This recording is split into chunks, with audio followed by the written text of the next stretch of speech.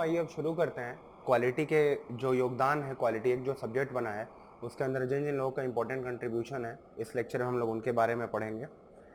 तो दोस्तों, इस पूरी सीरीज के अंदर जो सबसे पहला नाम आता है वो क्या आता है? एडवर्ड डेमिंग का आता है। एडवर्ड डेमिंग वही थे जिनको कि हम लोग क्या बोलते हैं, इनको हम लोग फादर ऑफ क्वालिटी कंट्रोल भी बोलते हैं। इन्होंने डेमिंग साइकिल दिया था जिसको हम लोग क्या बोलते हैं?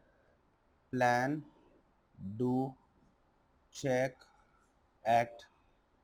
ये प्लान डू चेक एक्ट को हम लोग क्या बोलते हैं? साथ के साथ इसको हम लोग क्या बोलते हैं? पीडीसीए साइकिल्स बोलते हैं। ये पीडीसीए साइकिल्स क्या करते हैं? ये कोई सा भी प्रोसेस इंप्रूवमेंट के लिए एक इम्पॉर्टेंट पार्ट होता है। ये हम लोग का प्रोसेस इंप्रूवमेंट साइकिल होता है। इसके अंदर सबसे पहले हम लोग क्या करते हैं, जो भी चेंजेस लाने होते हैं वो क्यों लाने होते हैं, उसके लिए हम लोग एक प्लान करते हैं। प्लान करने के बाद उन चेंजेस को हम लोग क्या करेंगे? इम्प्लीमेंट करेंगे। चेंजेस को इम्प्लीमेंट करने के बाद हम लोग क्या करते हैं? उसको वेरीफाई करते हैं या चेक करते हैं कि जो हम लोग का जो चेंजेस हम लोग किए हैं, क्या उसका इफेक्ट आ रहा है हम लोगों के पास? क्या हम लोग के पास इफेक्ट आ रहा है? अगर इफेक्ट आ रहा है तो क्या हो गया उसके बाद? अगर हम लोग का इफेक्ट अगर आ गया है इसके अंदर, तो हम लोग अब इसके अंदर एक्ट करेंगे। एक्ट का मतलब ये होगा हम लोग उन चेंजेस को क्या कर देंगे? इम्प्लीमेंट कर देंगे। ठीक है, तो इसको हम लोग क्या बोलते हैं? इसमें एक्ट का मतलब ये होता है कि इम्प्लीमेंटेशन पार्ट इसके अंदर आ जाता है। ये हम लोग क्या करेंगे? इम्प्लीमेंट कर देंगे। ठीक है दोस्तों, इसके अलावा डॉक्टर डेमिंग ने 14 पॉइंट्स ऑफ मैनेजमेंट दिया था कि मैनेजमेंट के लिए कौन कौन से 14 पॉइंट्स का रिक्वायरमेंट होता है for proper quality management. Proper quality management के लिए इन्होंने क्या किया था? 14 पॉइंट्स दिया था और इन्होंने 7 डेडली डिजीजेस दिए थे। 7 डेडली डिजीजेस होते हैं जो कि हम लोग क्या करते हैं? प्रोडक्शन लाइन को या प्रोडक्शन सिस्टम को क्या करते हैं? ये डिजीजेस एफिशिएंटली काम नहीं करने देते हैं और उसके काम करने की जो प्रोसेस होता है उसमें बार बार हिंडर करते हैं। तो production system process is hindered. अब आइए दोस्तों, जो दूसरी चीज़ हम लोग पढ़ते हैं उसको हम लोग क्या बोलते हैं? कि जो दूसरे साइंटिस्ट हैं उनका नाम है जोसेफ एम जुरैन। और जोसेफ एम जुरैन जो थे वो साइंटिस्ट थे जिन्होंने कि क्या किया था? क्वालिटी में होने वाले डिफेक्ट्स के बारे में हम लोगों को बताया था। जोसेफ एम जुरैन का एक बहुत ही इंपॉर्टेंट स्टेटमेंट है कि quality does not happen accidentally. इसका मतलब ये है कि आप किसी दिन प्रोड्यूस कर रहे हो और हो सकता है आपका एक्सीडेंट से एक प्रोडक्ट निकल जाए, लेकिन अगर आपको रेगुलर गुड प्रोडक्ट चाहिए, for regular good products we need a production system. ठीक है दोस्तों, हम लोग को प्रोडक्शन सिस्टम की ज़रूरत पड़ती है। इन्होंने ये कहा था कि quality does not happen by accident. और क्या होता है? क्वालिटी के लिए हम लोग क्या करना पड़ता है? रेगुलर प्रैक्टिस करना पड़ता है, एक्सरसाइज करना पड़ता है। इसके अलावा इन्होंने क्वालिटी ट्रायोलॉजी दिया था जिसके अंदर क्या होता है कि सबसे पहले आप प्लान करिए।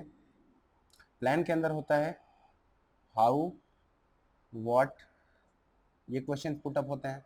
इसके बाद कंट्रोल होता है। कंट्रोल प्रोसेस का मतलब क्या होता है कि इम्प्लीमेंट करते हैं हम लोग और साथ में हम लोग क्या करते हैं? चेक करते हैं कि एरर्स आ रहे हैं कि नहीं आ रहे हैं। ठीक है, और इसके बाद क्या करते हैं? हम लोग इंस्पेक्ट करते हैं। इंस्पेक्ट करने के अंदर होता है कि whether reformed process is better than previous process और नॉट। तो दोस्तों, इसमें ये समझ में आया हम लोग को कि क्वालिटी की ट्रायोलॉजी क्या होती है। क्वालिटी ट्रायोलॉजी का हमेशा अंदर हम लोग हमेशा याद रखेंगे कि क्या क्या एलिमेंट्स आते हैं। सबसे पहला जो एलिमेंट आता है वो आता है प्लानिंग का। दूसरा एलिमेंट जो आता है वो आता है कंट्रोल का। और जो तीसरा एलिमेंट आता है वो आता है इंस्पेक्शन का। तो ये तीन हम लोगों के इंपॉर्टेंट क्वालिटी ट्रायोलॉजी के प्रिंसिपल्स हैं। अब उसके बाद जो अगले साइंटिस्ट आते हैं वो काफ़ी, इनका इंपॉर्टेंट रोल रहा है क्वालिटी के डेवलपमेंट। इनका नाम है फिलिप क्रॉसबी। इनको क्या बोलते हैं? फिलिप क्रॉसबी है ये, फिलिप क्रॉसबी। इनको fun uncle of quality revolution भी बोलते हैं। ये terms, although the name is funny but still we have to remember that he is called as fun uncle of quality revolution. इन्होंने cost of poor quality बताया था कि अगर आप पुअर क्वालिटी प्रोड्यूस करेंगे तो क्या करना पड़ेगा आपको, कॉस्ट ऑफ नॉन कन्फॉर्मेंस जो रहेगा आपका वो क्या हो जाएगा, काफ़ी ज़्यादा इंक्रीज कर जाएगा। इसके अलावा इन्होंने ज़ीरो डिफेक्ट का प्रिंसिपल दिया था, ज़ीरो डिफेक्ट ज़ीरो वेस्ट का प्रिंसिपल दिया था कि अगर आप वेस्ट कम बनाएंगे, वेस्ट का मतलब क्या होता है, potential quality minus actual quality. P Q denote करता है आपका पोटेंशियल क्वालिटी का, और ए क्यू जो डिनोट करता है वो क्या करता है, एक्चुअल क्वालिटी है। तो पी क्यू माइनस ए क्यू जो होता है उसको हम लोग क्या बोलते हैं, जीरो डिफेक्ट बोलते हैं।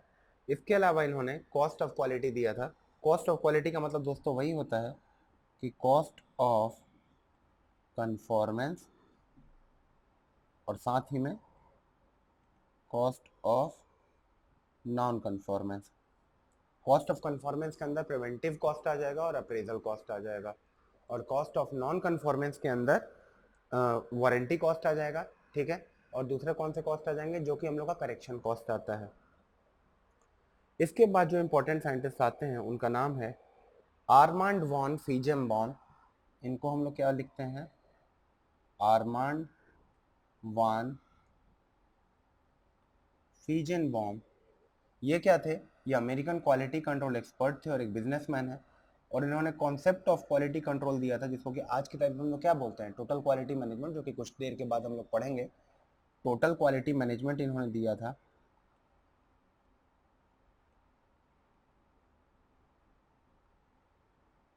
जब हम लोग टोटल क्वालिटी मैनेजमेंट पढ़ेंगे तो हम लोग एक चीज़ देखेंगे कि टोटल क्वालिटी मैनेजमेंट क्या होता है। ये कोई टूल नहीं होता है, ये कोई एप्लीकेशन नहीं होता है, बल्कि क्या होता है, इसके अंदर जितने भी इंपॉर्टेंट प्रोसेसेस होते हैं सबको हम लोग क्या करते हैं, अपनी इंडस्ट्री के अंदर लगा देते हैं। और अपनी इंडस्ट्री के अंदर लगा देने से क्या हो जाता है कि वो काफ़ी ज़्यादा हम लोग का जो प्रोसेस होता है वो इम्प्रूव कर जाता है। इसके बाद आएंगे गेनिची टगुची। इनका नाम है गेनिची टगुची, टगुची हैं। गेनिची टगुची ने क्या किया था, क्यू का मतलब होता है ट्रेडिशनल अप्रोच,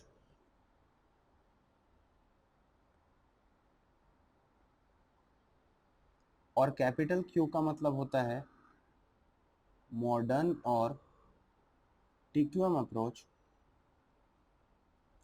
तो गेनिची टगुची ने क्या किया था कि traditional approach versus modern approach के बीच में दिया था। इन्होंने कहा था कि अगर कोई प्रोसेस है और सपोज करिए आप कि वो लोअर कंट्रोल लिमिट और अपर कंट्रोल लिमिट, ये हो गया अपर कंट्रोल लिमिट और ये हो गया सेंटर लाइन, तो पहले ट्रेडिशनल अप्रोच के अंदर ये हो गए प्रोडक्ट्स और ये प्रोडक्ट्स हो गए, यहाँ तक कि अगर ये वाले प्रोडक्ट्स भी जो स्ट्रीम लाइन पे थे इनको भी हम लोग क्या कर लेते थे, एक्सेप्ट कर लेते थे। और हम लोग क्या बोलते थे कि हम लोग कोई प्रोसेस इंप्रूवमेंट करने की जरूरत नहीं है, क्योंकि हम लोग के जो प्रोडक्ट्स हैं वो दोनों कंट्रोल लिमिट्स के बीच में आ गए हैं। टगुची ने क्या किया था यहाँ पे, टगुची ने ये कहा था कि भले से ही आप कंट्रोल लिमिट्स के अंदर प्रोडक्ट बना रहे हैं, लेकिन जितना ज़्यादा आप इससे दूर जाते जा रहे हैं उतना ज़्यादा आप क्या करते जा रहे हैं, आप लॉस क्रिएट करते जा रहे हैं। उतना ज़्यादा आप क्या कर रहे हैं, लॉस क्रिएट कर रहे हैं।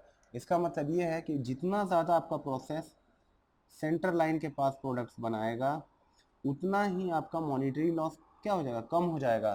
तो उन्होंने क्वालिटी को एक लॉस फंक्शन के रूप में दिया था, और क्या बोला था कि क्वालिटी जो होती है उसके अंदर हम लोग को दो चीज़ों का विशेष टाइप से ध्यान रखना पड़ता है। पहला है कि जो हम लोग का डिज़ाइन है वो रॉबस्ट डिज़ाइन होना चाहिए, यानी कि जब आएगा कि डिफेक्ट फ्री जब आएंगे हम लोग तो हम लोग देखेंगे हम लोग का डिफेक्ट फ्री होना चाहिए। टगुची लॉस फंक्शन दिया था, इसका मतलब ये होता है कि loss occurs even at centre line, ठीक है ना। And the more we go away from CL the loss will increase। ठीक है दोस्तों, इसके बाद जो अगले इम्पोर्टेंट साइंटिस्ट आते हैं वो हैं काउरो इशिकावा। काउरो इशिकावा आते हैं, इन्होंने क्या किया था, इनको फादर ऑफ क्वालिटी कंट्रोल बोलते हैं।